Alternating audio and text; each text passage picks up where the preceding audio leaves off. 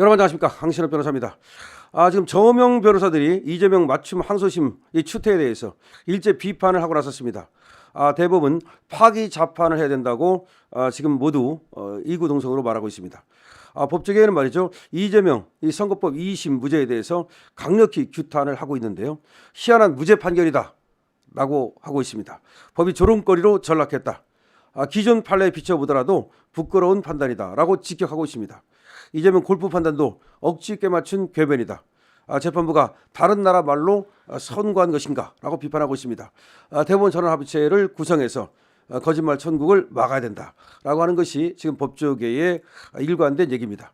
이재명 더블당 대표의 공직선거법 위반 사건 항소심에서 무죄가 선고되자 법조계에서는 대법원의 파기 재판을 촉구하는 목소리가 커지고 있는데요.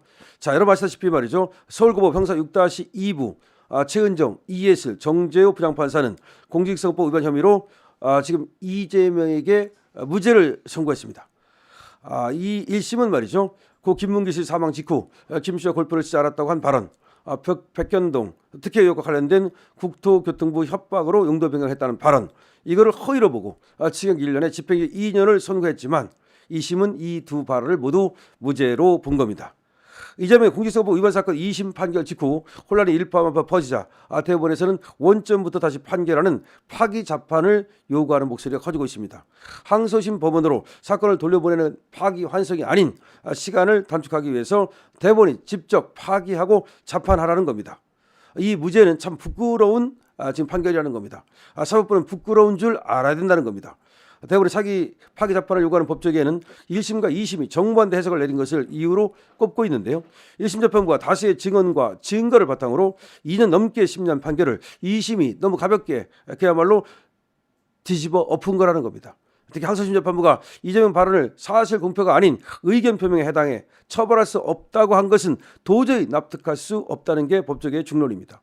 조상규 법원 로하나 변호사는 기존 허위사실 공표 판례에 비춰봐도 부끄러운 판단이라는 겁니다.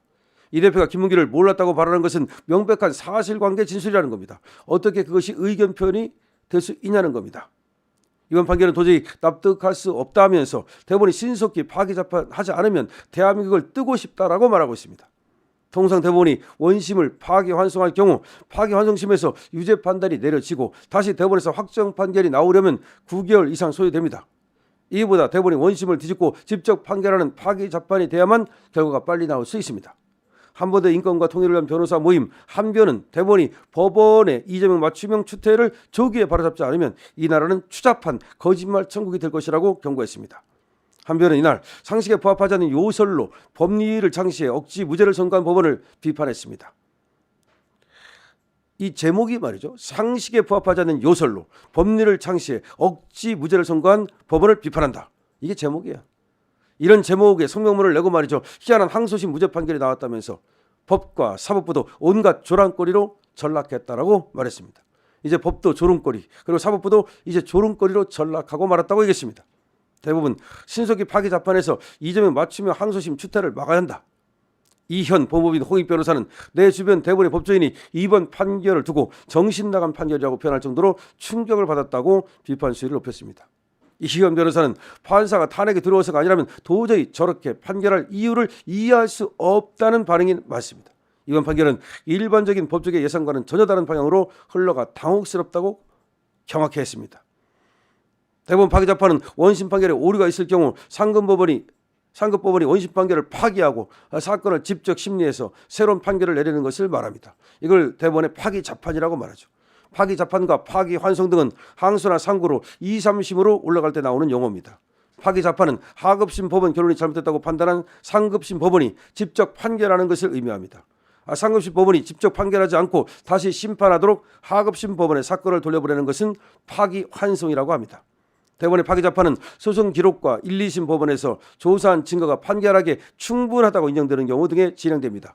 일례로 장애인 접근권을 제대로 보장하지 않았다며 국가를 상대로 한 차별구제 소송에서 대법원은 원고 일부 승소 판결을 파기하고 1인당 10만 원씩 우재를 지급하라고 파기 재판한 바 있습니다. 시행령을 개정하지 않고 방치한 정부가 정신적 손해를 배상할 책임이 있다고 판단한 것입니다. 또 대법원은 경찰서에서 소란을 피우고 노상방뇨한 혐의로 벌금 90만 원의 약식 명령이 내려진 원심 판결을 깨고 벌금 70만 원을 파기 재판한 바도 있습니다. 경보음제철법은 관공서 소란과 노상 방류를 각각 60만 원 및 10만 원 이하의 벌금 등으로 처벌하는데 이보다 높은 형량이 선고된 것은 잘못됐다는 것입니다. 법리를 잘못됐다고 판단해서 했기 때문에 바로 파기자판을 한 겁니다. 지금 저명 변호사들 저명이고 간에 무슨 모든 변호사들이 말이죠, 이재명의 항소심 판결을 추태라고 말하고 있습니다. 당연히 파기자판해야 된다고 말하고 있습니다. 파기자판을 강력히 촉구하고 있습니다. 지금 이번에 이재명의 항소심 판결은 부끄러운 판결이라는 겁니다. 도저히 이해할 수 없는 판결이라는 겁니다. 어떻게 저런 판결이 나오냐는 겁니다. 도대체가 말이죠, 이런 판결을 만들어낸 이 사법부, 이런 판결을 만들어낸 법원, 이런 판결을 만들어낸 판사들은 부끄러운 줄 알아야 된다는 겁니다.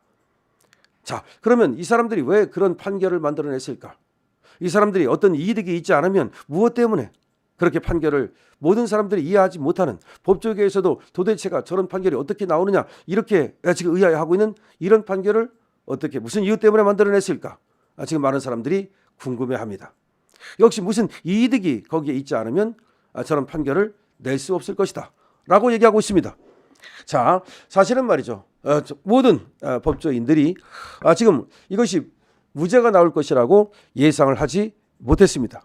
다 유죄가 나올 것이라고 예상했는데 그 이유는 한성진 부장판사의 1심 판결이 말이죠, 거의 완벽했기 때문이고, 그리고 법리와 사실관계를 제대로 분석했기 때문이고, 그리고 그 자신감에 근거해서 22분에 걸쳐서 1심 판결의 요지를 법정에서 잘 설명해 주었기 때문입니다. 그런데 이 모든 것이 무산됐습니다. 그런데 이 모든 것이 무산된 것은 법과 증거에 의해서가 아닙니다. 원칙에 의해서가 아닙니다. 오로지 이념에 의해서입니다. 오로지 카르텔에 의해서입니다. 그러다 보니까 재판이고 뭐고 다 집어치워라. 재판이 아니라 개판이다. 재판이 아니라 도박판이다. 심지어 조선일보까지도 재판이 아니라 도박판이라고 하는 지금 사설을 내고 있습니다. 지금 법원은 말이죠, 이제 국민의 신뢰를 완전히 잃었습니다. 마지막 남은 것은 대법원입니다. 대법원이 그야말로 파기자판을 해서 이 실추된 법원의 명예를 세우는 방법밖에는 다른 방법이 없습니다.